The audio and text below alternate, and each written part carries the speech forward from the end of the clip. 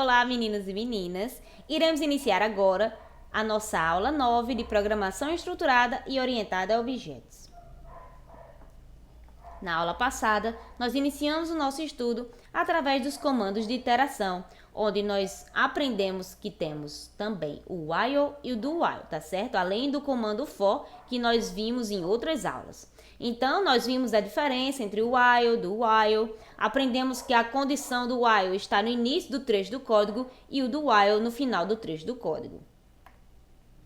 Hoje, iremos iniciar o nosso estudo através de vetores, porque uma variável ocupa um espaço na memória reservado para armazenar valores definidos de acordo com determinado tipo de dados. Porque vocês já aprenderam que uma variável é um espaço que é reservado na memória, que dependendo do seu tipo vai ser um pedacinho ou um pedação, certo? Então aqui nós temos um exemplo onde variáveis do tipo int, né, no caso do tipo inteiro, podem armazenar valores numéricos inteiros, mas apenas uma vez, certo? Então imagine que queira escrever um programa que solicita ao usuário a entrada das notas de 10 alunos de uma turma. Uma alternativa para o problema anterior é mostrada a seguir. Então aqui neste código foi feita a declaração de 10 variáveis, certo? Porque aqui a gente queria resolver o problema de 10 notas, então inicialmente foram criadas 10 variáveis, nota 1, nota 2 e assim por diante até a nota 10, certo? Mas vocês repararam que isso ficou bem repetitivo? Por quê? Porque o usuário vai lá e digita primeira nota, digite segunda nota, digite terceira nota. Isso ficaria muito extenso se fosse um programa bem maior, não é mesmo? Então imagina aí, declarar variáveis para 50 alunos ou uma turma de 100 alunos. Ficaria bem complicado, não é mesmo? Então, anteriormente nós vimos que comandos de iteração podem eliminar a duplicação de código, reduzindo assim o tamanho do código. Então vamos ver uma versão que agora usa laços de repetição, tá certo? Aqui foi criado um leitor, né, uma variável chamada de nota do tipo double, e foi utilizado o laço de repetição for para pedir ao usuário para digitar a nota que ele desejar, tá certo? Então, aqui neste código, apesar de enxuto, nós temos um problema, tá certo? Porque toda vez que a nota é lida, é armazenada numa mesma variável. Então, como a variável só consegue armazenar um valor por vez, a nota anteriormente lida é perdida. Então, para resolver este problema, vamos usar vetores ou arrays, tá certo? E o que seria um vetor? É uma estrutura de dados homogênea, ou seja, que armazena valores de um mesmo tipo. Essa estrutura nós já estudamos em outras aulas, no caso de lógica de programação de algoritmos, onde nós iniciamos a estrutura em algoritmos mesmo, realmente, com todos aqueles comandos. E depois nós vimos como fazemos vetores, declarações, inicializações na parte de linguagem de programação C e C++, tá certo? Então aqui nós temos a declaração e inicialização de um vetor do tipo double de 10 posições e sua representação na memória, tá certo? E aqui é como se declara um vetor em Java, tá certo? O índice representa a posição onde o dado está armazenado no vetor. E nesta figura, o valor armazenado na segunda posição do vetor é 9, como vocês podem observar bem aqui. Então, a forma geral de declaração de vetores é esta que vocês estão visualizando. Ao declarar um vetor, indicamos o tipo do array e o nome da variável. E esses colchetes que vocês estão vendo aqui é para indicar que a variável é um array ou um vetor.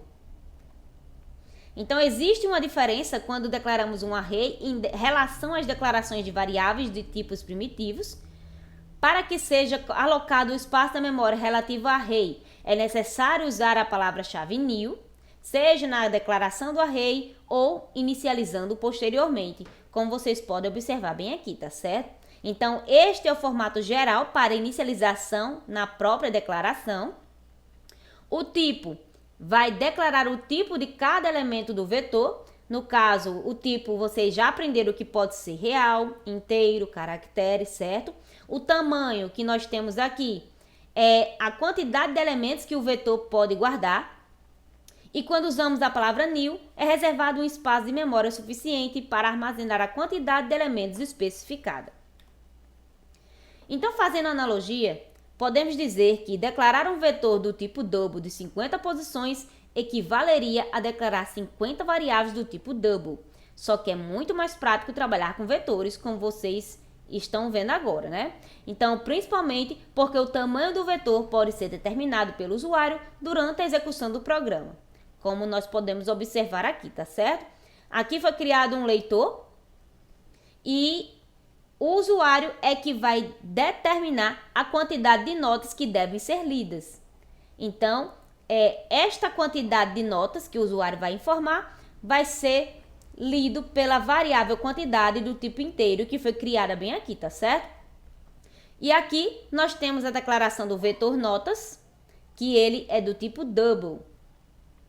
E foi utilizado um laço for para que o usuário possa digitar estas notas, tá certo? Então aqui no código, primeiro é lida a quantidade de notas a serem processadas, porque o usuário é quem vai informar quem é essa quantidade, tá certo? Então, essa quantidade é armazenada na variável quantidade, na qual é utilizada para determinar o tamanho do array e a condição de continuidade do laço, que deve ser i menor ou igual à quantidade. Esta daqui é a condição, tá certo? Então, isso significa que se o usuário digitar 45 para a quantidade de notas, o programa irá ler e alocar espaço para guardar essas 45 notas. Então, dentro do laço, estamos atribuindo o valor lido a uma determinada posição do array. E isso está sendo feito pelo seguinte comando, que no caso é este aqui, tá certo?